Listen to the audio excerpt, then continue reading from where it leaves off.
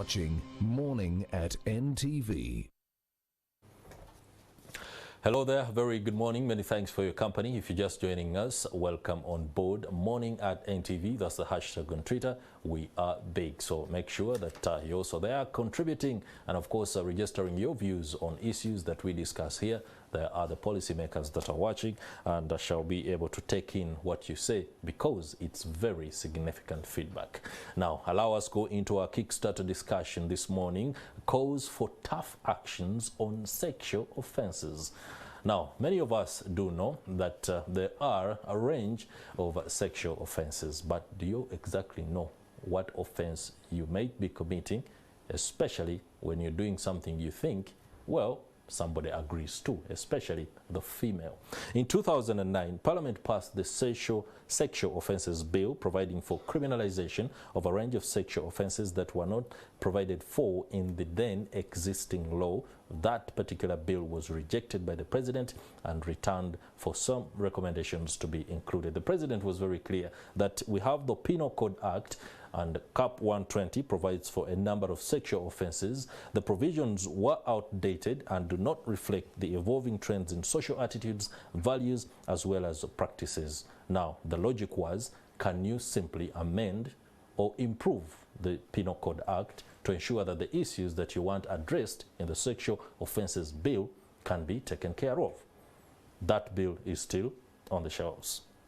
The principal judge, Avlavian Zeija, has advised judges and magistrates to rearrest witnesses who refuse to testify in cases where matters of sexual offences are being reported, have been reported. And this past week, at the opening of the judicial training for judges and magistrates, who have been assigned to hear these cases and gender-based violence across the country, he made that very clear, that a witness who has made a case against somebody refuses to testify during the trial, then there's a bit of a misnomer. Joining me to discuss this particular issue and offer us the kind of legal or perspective that we need to understand is Advocate Simon Musangala.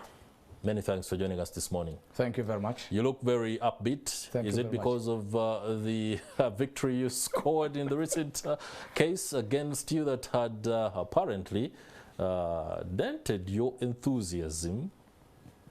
Yeah. Is it the case? Thank you very much. Definitely, I must tell you that when you have a case hovering on your head, the journey to freedom is very long. But what I must tell you is that there is no journey that has no end. So I'm glad it has come to an end, and the Anti-Corruption Court exonerated me as against the malicious allegations of facilitating money laundering and others. And I'm glad to regain my freedom. Okay. I was on this show and I told you let the court take its process, and took its process. I'm a free man. Congratulations on that. Thank you. Allow me delve into why you're here this morning. The Sexual Offences Bill and the general atmosphere around the sex offences definition and understanding and just about how everyone relates to it. Take us through what the controversies within the Sexual Offences Bill that was rejected by the President are, and what the Penal Code Act provides that perhaps it should be simply improved to ensure that the aspects that legislators wanted attended to can still be met. Thank you very much, Chris, for inviting me and our dear viewers. First of all, the sexual offences are basically provided for under the Penal Code Act, Cap 120, laws of Uganda. And among others, we have defilement, and defilement is in two aspects. We have defilement, which was the initial offense. When you have sexual intercourse with somebody who's below the age of 18 years, you have committed defilement, and in that case, the penalty is to suffer a life imprisonment. We had the 2003 and 2007 amendment that brought in the concept of aggravated defilement.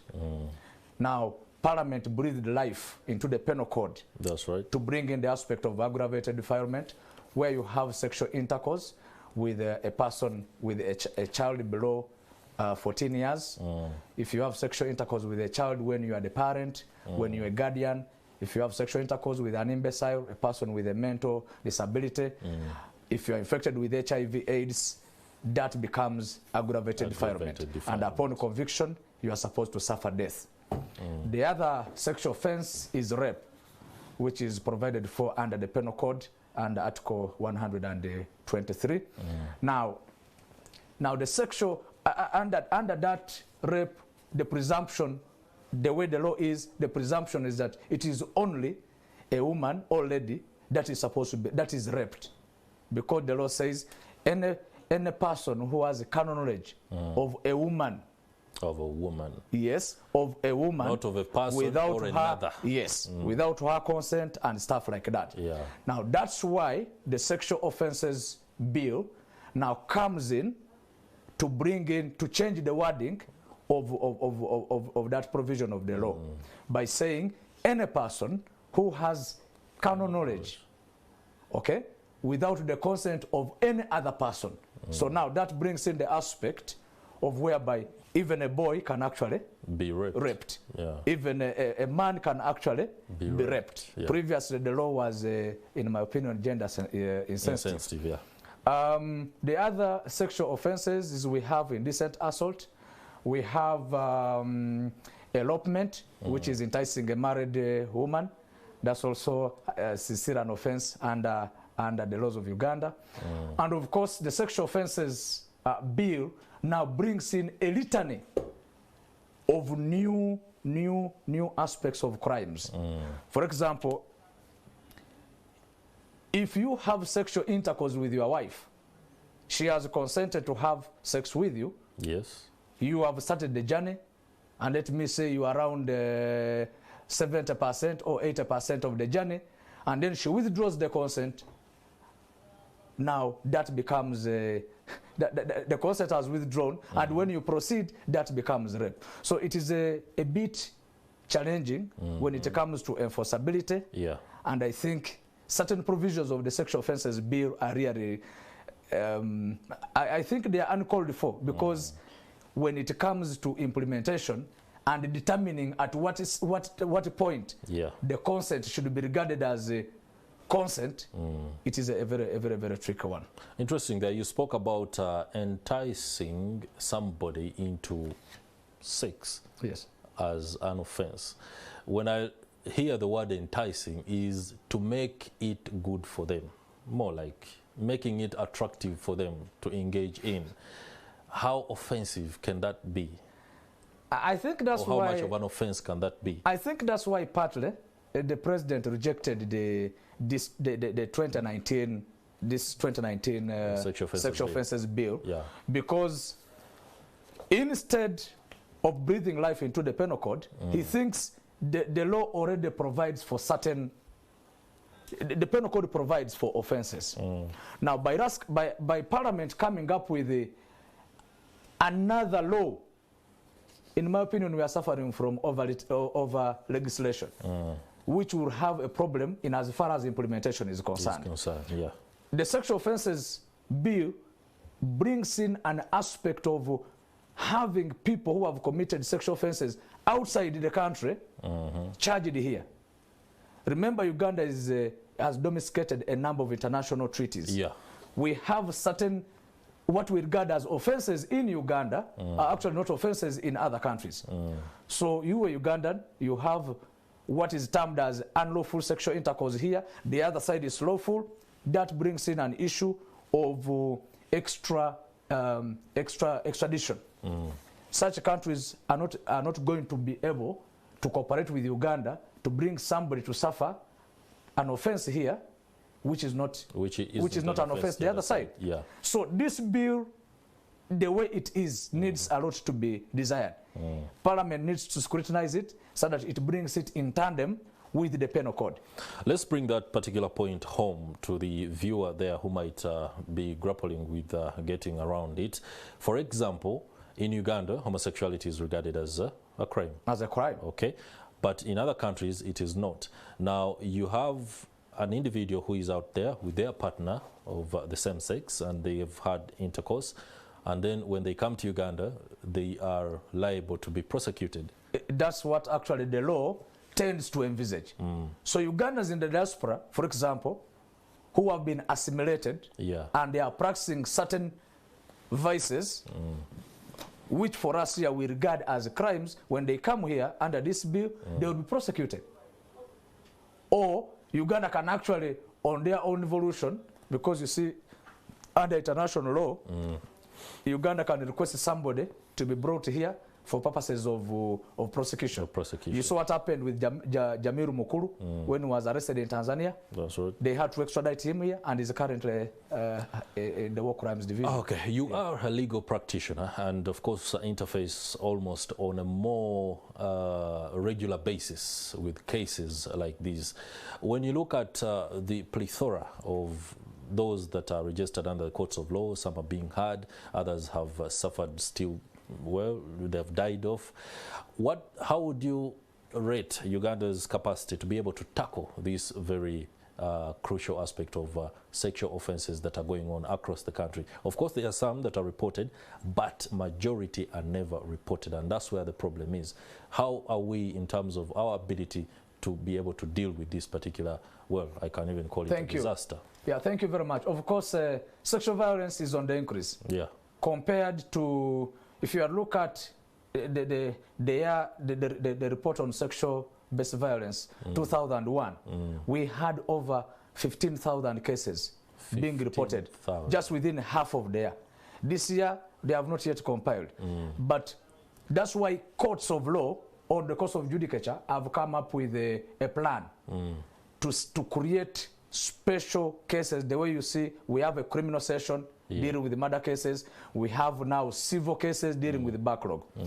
By the judiciary coming up with special courts or to assign judges specifically to handle, that shows the seriousness of the matter. That's right. In my opinion, this is something which ought to have been done yesterday.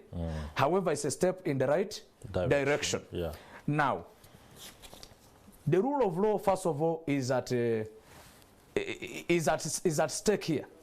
You have seen so many, because of the nature of punishments that are on these cases, most of the accused persons stay on remand for a very long time. Sexual offenses require that they are handled expeditiously. The evidence is by medical evidence, assuming it's a rape case. That's right. If by blood stains and so forth, you cannot keep blood stain for about 3 years. But this is what has been happening. So I think you can. It's only that the capacity to perhaps is not there. Yes, we don't have that. But I mean, these are cases perhaps at individual level. Yes, these are cases that need to be handled when they are hot. Now, you know, in criminal law, you have to create a nexus between the rights of the accused and the right of the victim. We have people who have been on remand for 7 years, and then at the end of the day, there is no evidence. Now, we have victims whom the accused persons have been given bail, and at the end of the day, evidence is interfered with. So the earlier these cases are handled and brought to their logical conclusion, the better they strike a deal between the rights of the accused persons and the rights of the what? Of the victims. Just a week ago, the principal judge, Flavian Zaija, opened a training for judicial officers, those were judges and magistrates, who will be handling cases related to sexual offences and gender-based violence. And he spoke and told them a few things that would have to be co-opted into the administration of justice in this particular dispensation, including the fact that if a witness refuses to testify, then the witness has a case to answer. Take us through exactly what that means. For example, a victim of rape has reported the rape, but in the process of trial, they either refuse to give evidence or to testify. How is that going to be handled? Thank you very much. Definitely, under our penal code, right now, the law provides if you are if you have been called in as a witness and you become hostile, the judge or magistrate has a right to actually arrest you and detain you because you have become a hostile witness. Now, giving of evidence must not be coerced. It should be something that comes in a natural way, and somebody has come in willingly because of the act or omission or the crime that has been committed. Now, my personal opinion is arresting a witness itself.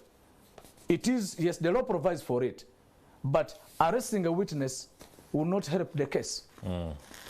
So I think we should use other avenues of compelling the witnesses, talking to them, sensitizing them, letting them know why they are important in the criminal justice system. In doing so, you are not, you are actually bringing the victim, you are bringing justice for the victim, and you are bringing the accused person to justice. But by arresting somebody, I don't think you will be doing justice to the case that is before court. Yes, and then we have within the rural areas reports of parents conniving with other people, especially men, and then marry off their girls, especially those that are not yet 18. This is defilement for the men. What crime do the parents who do this profiteering come up to or face? For example, a daughter has been married off, she's below 18, and the parent has received money and is happy about it. Thank you very much. One of the challenges that we are having in this country is parental neglect. Parental neglect. Parents have neglected their responsibility to take care of their children, both boys and girls. They are only doing the role of producing. And then the rest they leave it to government. Government at Yambi. Now that's not good for the new generation. We must appreciate that nowadays, I want to give you the example of the Chotera incident. I don't know that you have come across it. Could you give There's a tradition in Chotera, that side, that if somebody is around the puberty, they will come and abduct a girl, they just take her to any man.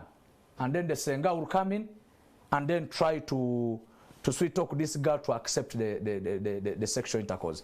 A week ago or two, the DPC actually of Chotara had to rescue a girl who had been abducted by some men, taken to another man for purposes of forcing her.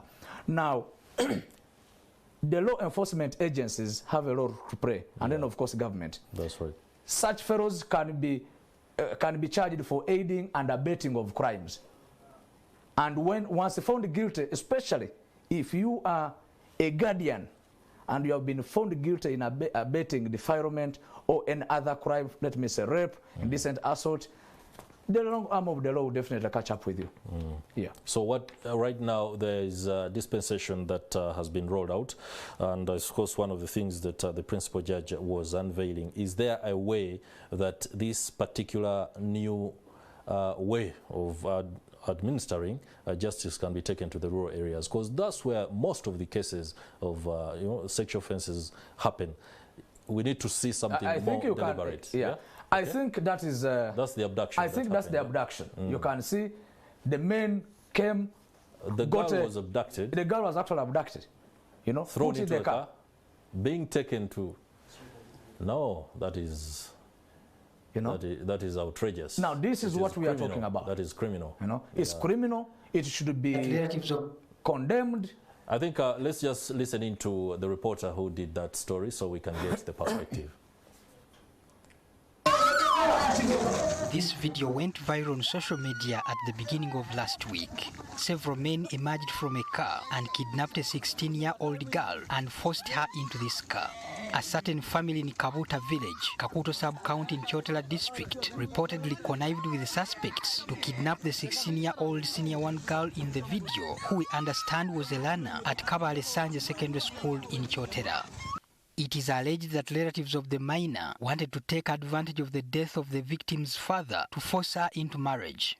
Local authorities say the vice is common in the area but usually goes unreported and unpunished. This is more common in a few sub-counties like Kavira, Kakuto, and Kasasa. People don't want to report. Why?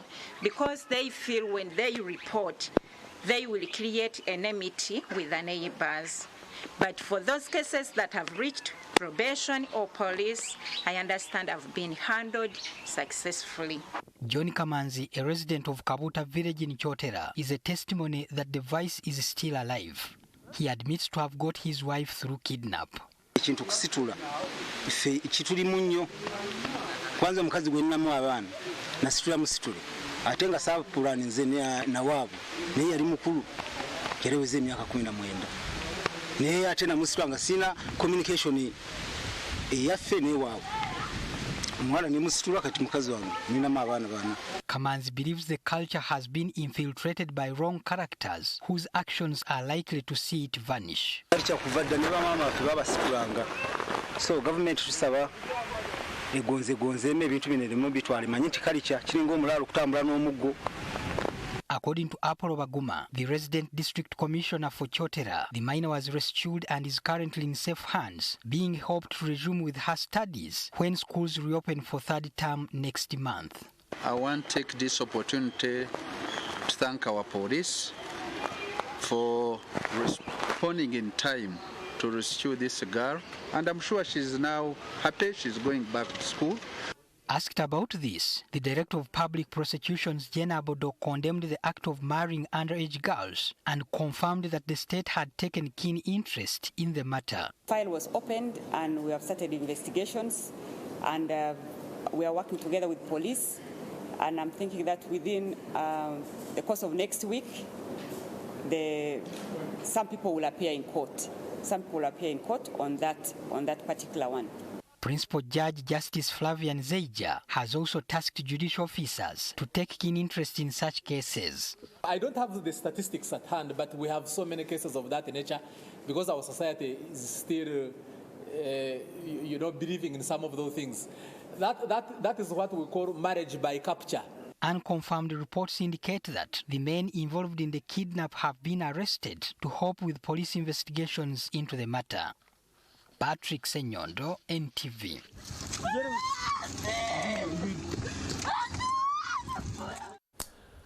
Marriage by capture. Now, that is something that, of course, has thrown me a little bit off balance and disarmed me, but I would like to throw the pressure of responding to Simon Musangala. Yeah. There are things we've just seen very grotesque and bringing to the fore the fact that we might be grappling with an inability to transition from cultures that are holding us back. What do you make of that, and what can be done to ensure that that is dealt with on a holistic way? To begin with, our constitution is very clear and emphatic. Any culture, any custom that is inconsistent with the constitution is null and void to the extent of its inconsistency. Now, that culture, whereas people believe in, it is inconsistent with the laws of Uganda. This is a 16-year-old. You can't marry her off. She's of age. Abduction itself is actually a crime. Under our laws. If you are forced disappearance, you can actually be jailed for over 7 years because of abduction, depending on what intent, you are actually handling. However, you know, when the government passed this issue of mindset change in the budget, Ugandans thought it's a laughable thing. Yeah. I think the people of Chotera need a mindset and these other regions that still have, they need a mindset. We need a retuning. They need a mindset. Also sensitization. Yeah. Now, protection of such a victim is very, very important. How is that victim protected by society? What mechanisms do we have that such a thing, such an action or omission does not occur again? So I think the judiciary, as we have heard, the Director of Public Prosecutions has actually taken keen interest of the matter, and we shall actually await to see what exactly happens to this gentleman. Some of these people should actually serve as an example to other people who intend to do such acts. Because yes, marriage by capture, yes, it is not provided for under our legal laws. We know that the marriages recognized under our laws, yes, include customary marriage, but this is marriage unbecoming. This is conduct unimaginable coming from a society in the 21st century. So I think this is an act that needs to be condemned, and actually the full force of the law should be really be unleashed. Talking about the full force of the law being unleashed to these perpetrators, take us through what we have now as the available punishments for some of these grave acts. Of course, with this kind of, I'll give you an example. If you defiled a girl below, actually anybody, a person, if you divide a person below the age of 12 years, you are supposed to suffer death. Unfortunately, we have had so many people that have been that have been convicted to suffer death, but we have not. Uganda has not convicted, has not hanged somebody, has not. We have not. Somebody has not faced the murder as envisaged by our courts. For the Is it a case of non-reportage of these cases? No. Or they aren't happening at all? Of course, the president has a prerogative to pardon. To pardon, but also he signs the death. Okay. The death, so until he signs, they will not kill you. And he hasn't signed any. He has not. We have not. I've not seen any reports. Do you think that is a deliberate loophole within the justice system for some of these documents that not to reach the president? It is not a loophole, but between our viewers must know that we have had those campaigning against the death penalty. That's right. Death penalty is an aspect of a punishment that has been that has been removed from several jurisdictions, and human rights activists think by hanging somebody it shall not be there. So I think the government has drawn a nexus between the international legal regime that we have domesticated under Chapter 4, and then also doing what we are supposed to do. Then that would bring the punishments to the next severe one, which is life imprisonment. That's why most of those on the death row that have been there, literally they are serving life sentence. Definitely they have to die in a prison. There is one who I was actually following up, who was convicted to death. He actually died in Luzira. So death found him there. Not that he was killed, but he died naturally. Okay. Now the system seems to be facing very audacious challenges. That is the justice system in settling some of these cases. Of course, you would reason that they also make up the cases that are known to be backlog cases. Perhaps solving some cases that fall as far as 20 years ago, they've never been looked at. I do not know what kind of, you said there's a system that has been brought forth that covers this particular one. How is it rolling out? Now, definitely. Or we are facing per diem issues. The new, we need to give, a good dog deserves a good bone. We need to give credit to the judiciary. The judiciary, despite the mega resources that they are allocated to by Parliament, and they have done their best to organize criminal circuits to weed out backlog. Now we have civil circuits. We have civil cases that are delayed. Each judges are actually mandated to organize sessions in their own courts to ensure that the cases that had been rendered backlog are actually put off their shelves. And now, with the challenge we are facing of sexual offences, the judiciary has realized that they are on the increase and they need immediate attention. And that's why I think you see the PJ directing his troops, training them, equipping them with the skills they need to expeditiously handle these cases. I think if the judiciary goes into this direction, I believe the victims are going to have justice, the accused pastors are going to have justice. Allow us to go into the aspect of culture. It's something that I would love us to, delve a little bit deeper in. Right now, across the country, we have communities that are still practicing, aspects that are widely considered to be sexual offenses. We have the FGM aspect within some communities in North, East, and Eastern Uganda. I do not know how far legislation is in as far as reversing that spectre is concerned, but it also presents a challenge where the makers and everyone who is responsible for policy formulation must be a tenant to aspects of culture, because it's really something you can't run away from. I don't know how best it can be done. Does it require to go back and look at how the Constitution was done and then completely overhaul how these particular clauses on some of these practices were designed so that they can be able to ensure the quick, you know, call it rectifying that particular process? Because it's really absurd. I truly understand where you're coming from. Yeah.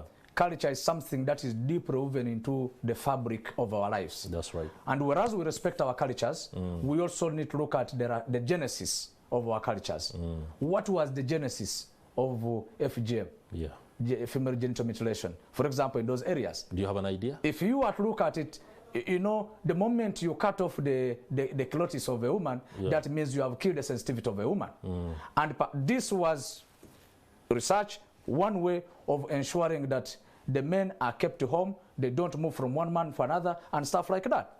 Now, we already have a law, the Prohibition of Female Genital Mutilation Act, something like that, which came into effect some time back.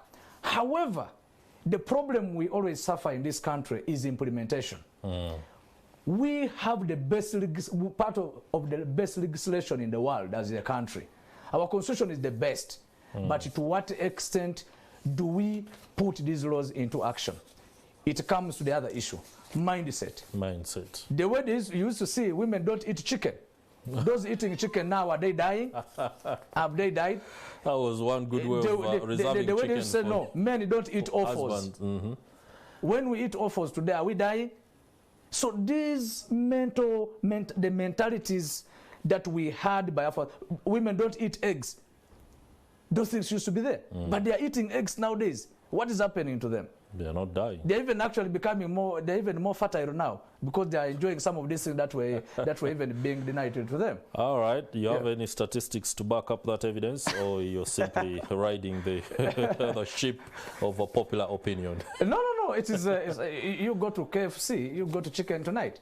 It is evident. Absolutely. Yes. We cannot verify that on Morning at NTV. We shall leave it to the experts to be able to see exactly how it works out. Now, regards to the way forward in terms of how we deal with sexual offences in the country, the connotation of coin, that is money, is believed to be fueling some of these sexual offences, especially in urban areas. Prostitution, money for sex, and then, well, some can justify it. But what's your take on this particular new trend? Chris, thank you very much. I mentally shake hands with your submission. Poverty has created a very, very big problem in this country. How do we alleviate this? The government and everybody, we have to create opportunities. That's right. Unemployment has created a lot of mishap. Somebody look at herself, okay, if this guy can, if we can have sex, I'm giving money, I will survive. But how do we move out from this trend? We need to create opportunities for the unemployed. We need to create parents. Of course, parental guidance. Our parents have neglected their responsibilities. We are on the way forward. The other aspect is, of course, social media is something that has come to stay. Yep. What is exposed on the internet is something that we can write on until birds go home. So, can we control it? If we can't control it, you have a 2-year-old child, but you leave the child with the TV and they are exposed with whatever is being shown. Remember, a child has a recorder. What the child sees is what they do. You go to nursery and there's entertainment and you see how our children are dancing, and for us the parents are happy. We are clapping. So I think there is a total moral decadence that has invaded our country, and if we do not stand against it, human rights, Ugandans, we have too much freedom. Too much freedom. We have too much freedom? Too much freedom. We are seeking for freedom. Uganda, we have too much freedom. Uganda is among the few countries whereby you are coming to work in the morning and you are having ladies on borders leaving bars. I mean, that's too much freedom. It's their right. Thank you. Yeah. Thank you. That's why I'm saying we have too much freedom. Okay. But how you use the freedom guaranteed to you is going to depend whether you are going to die poor or you are going to die rich. there's need for personal sacrifice. Even whereas we are castigating government for creating employment, whereas we are castigating our leaders for doing what? We have a personal responsibility as citizens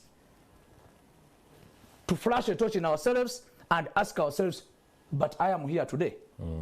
Where am I going to be tomorrow? If I have drunk the whole night, will I have the ability to look for what to do the following day? I will not. Will I be productive? Will I be productive? I will not. So we should use our freedom decisively. We should not misuse our freedom. We are suffering from too much freedom in this country. And I'm telling you, we either accept or accept. Too much freedom has killed us. Wow. Especially the youth. That's a and debate. I challenge the youth to first put the freedom aside, die a little today and survive total death tomorrow, venture into those jobs that you think are dirty. We have neglected farming. We have neglected, I have colleagues who have 5 stores of chapatis in Nigeria. They are graduates. And somebody collects about 30,000 a day. How much money is that in a month? He's a graduate, he has failed to get employment, but he has thought of something. That's right. Let's not wait for government.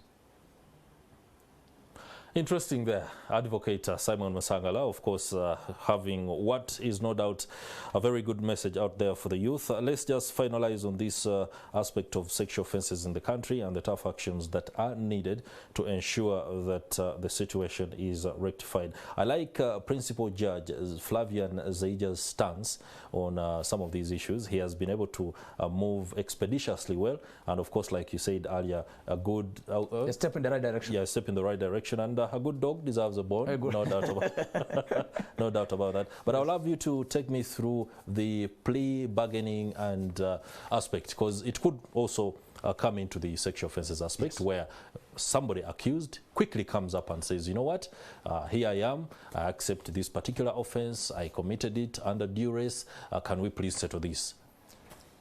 Yes, a plea bargain is an aspect of the law that was brought in to try and mitigate, bring the relationship between the accused person and then the victim. The victim, yeah. We have situations where, for example, the child is 17 years and 11 months.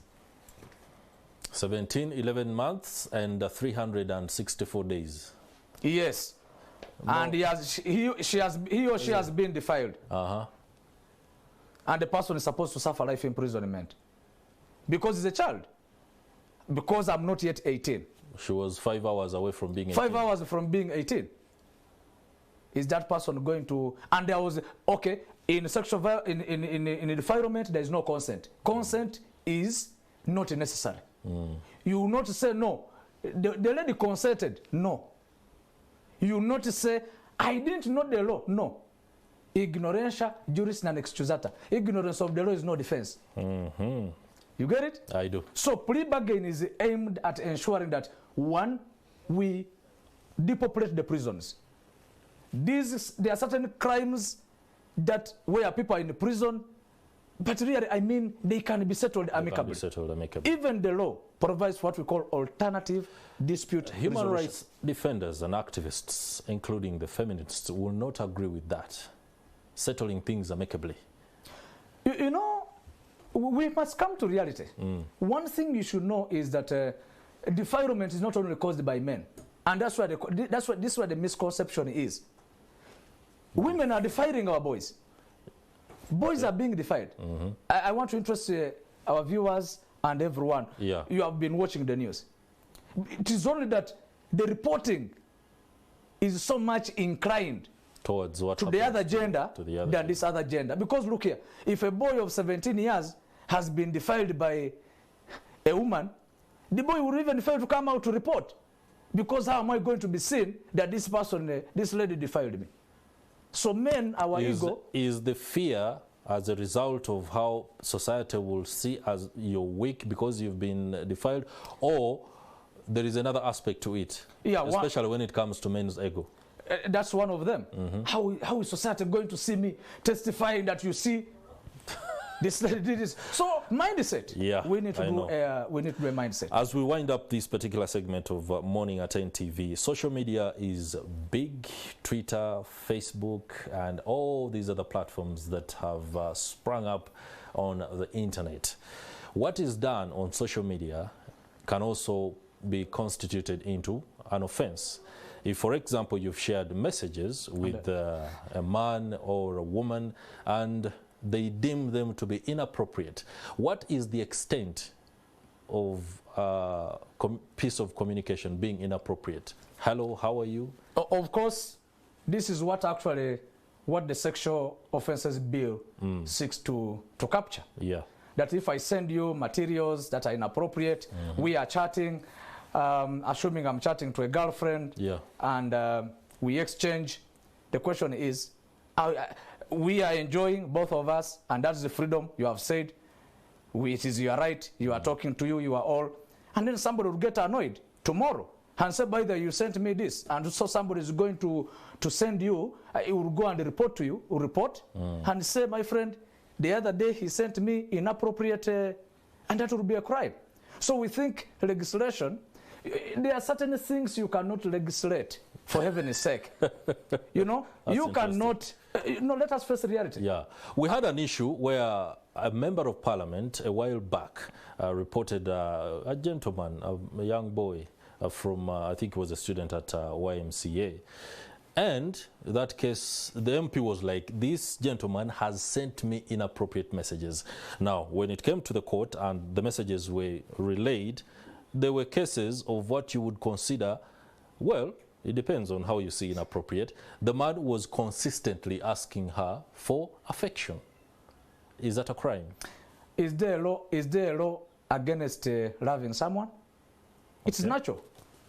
So if I have an interest, in a human species, I have seen a paragon of beauty who's in front of you, and I try to, you try your luck until she either refuses or provided you have not coerced her into doing something. All right, there you are. Provided you've not coerced her into doing anything, that of course falls on the communication and the extent of appropriate and inappropriate language that you use. But I suggest be civil, be gentlemanly, and then make your submission. These submissions will be either heard or rejected. When these submissions are rejected, do not